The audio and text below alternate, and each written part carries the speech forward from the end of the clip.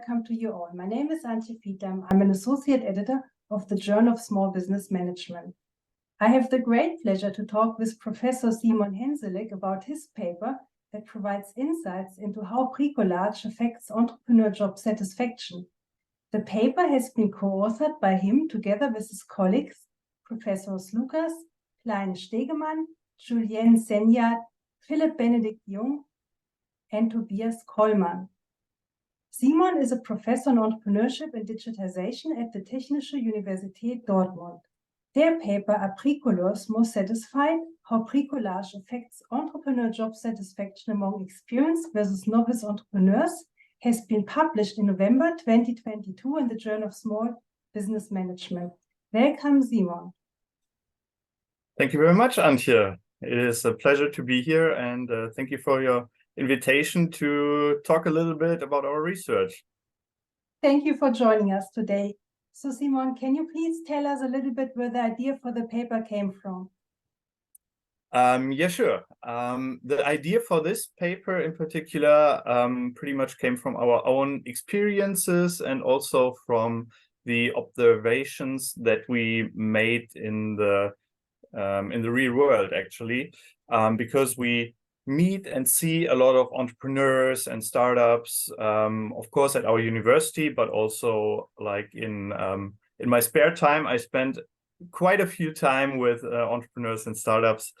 So what we see is there are a lot of challenges actually happening if you found your startup and if you want to grow it. You have challenges like dealing with taxes, for example, of course, finding your idea, building your product. So really a huge array of different challenges and demands. And what we know from research is that, for example, theories like the job demands resources theory that we used in this paper builds on these challenges. But on the other hand, it offers something to deal with these challenges, and these are your own resources. And because Julien and we were already researching bricolage, entrepreneurial bricolage behavior, we said, hey, okay, if we are talking about resources, maybe we can also talk about resourcefulness and resourcefulness behavior. So not only your, let's say, hard resources in terms of knowledge or money or something like that, but also how you deal with resources and how you behave during your startup journey. And yeah, this is pretty much how we ended up saying or thinking about bricolage being one of the things that can enable startups and especially entrepreneurs themselves to deal with these different challenges in a much better way. Such a fascinating topic and really nice to hear the practical implications. I wonder, what would you say is the most important theoretical insight of the paper? Well, we kind of have two different important insights, I would say. The first one is, of course, that we found that a behavior, so bricolage is a behavior, that this can really help, or applying these principles of bricolage can help all founders to increase their entrepreneurial job satisfaction. So our model proposed that bricolage affects job satisfaction, and this is the, let's say, first important insight, because this is one way to deal in a theoretical and also practical way with these different challenges according to the job demands resources theory. And I think the second important thing is that we also had information in our data about the experience of these entrepreneurs. So we also checked for that. And we also had information about the work-life balance. And interestingly, only the experienced entrepreneurs, so those that had even more personal resources in terms of their own experience from past startups, they were able to actually not only increase their job satisfaction with being an entrepreneur in general, but they were able to even increase it more because they had a better work-life balance. So this is interesting because we had an average of let's say, quite high working hours per week, and even during the weekend. So we also measured working during the week and during the weekend, for example, and a lot of them had more than 40 hours per week.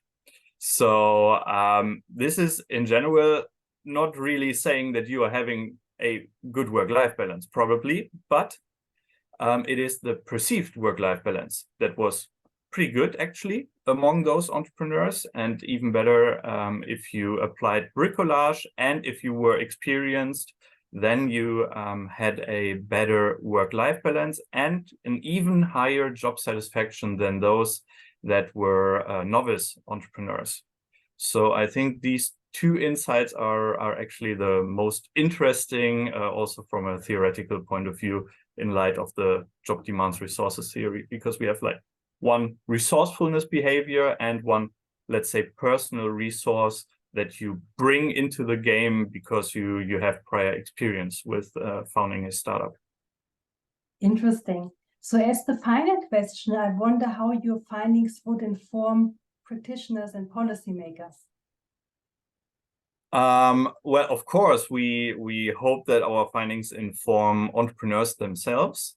And I think the interesting or good and promising part is that I think you can somehow learn to behave like a bricoleur, because the principles like making use with the resources at hand, or applying those resources in recombinations to new challenges, for example, this can somehow be learned, I would say. And if you remember for yourself that you can probably use resources that are maybe not at first sight the right resources for a certain challenge or opportunity, and if you're kind of flexible in applying those resources and also venture into new areas with these, then I think it is very useful for entrepreneurs to build on our insights, to really enjoy the journey of being an entrepreneur and increase your satisfaction while dealing with all these crazy challenges and demands from inside and outside your startup. And this can indeed increase their mental health, actually, and maybe also prevent people from burning out during these challenging times. So I really hope that people try to apply these entrepreneurial bricolage behaviors in their startup journey, and then also have maybe a better work-life balance and job satisfaction with being an entrepreneur. Yeah, and on the other hand, in terms of policymakers, well, this is kind of a more psychological paper, which is probably not directly in the eye of policymakers, but also they can still, or they should still be interested in having startups and entrepreneurs that are really healthy and happy with what they are doing. So on the one hand, of course, they can lower the challenges, for example, making taxes easier and stuff like that. But on the other hand, they can also invest into programs that can probably not only teach certain business skills, but can teach how individuals can enhance their psychological capital. So not really a course maybe about business skills in general, but more about how to deal with different challenges and demands during founding a startup, but maybe also during other challenging jobs, for example. So maybe our insights are also interesting for employees in established companies. I'm sure that your research will be of interest to a wide community, including practitioners, policymakers, and of course our academic community. Thank you, Simon, again for sharing your knowledge and insights about this really important research topic. The full version of the paper is available at the Taylor and Francis website of the Journal of Small Business Management for everyone who would like to learn more about the topic. And I very much enjoyed talking to you about it and hearing from you. So thank you once again. Thank you very much, Antje. And I hope everyone likes the paper and gets something out of it.